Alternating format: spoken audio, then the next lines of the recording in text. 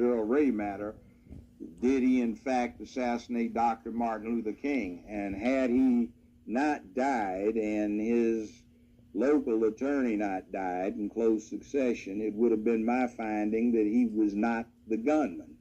That Remington 760 Game Master they've got in the Civil Rights Museum is not the murder weapon. It's not even close.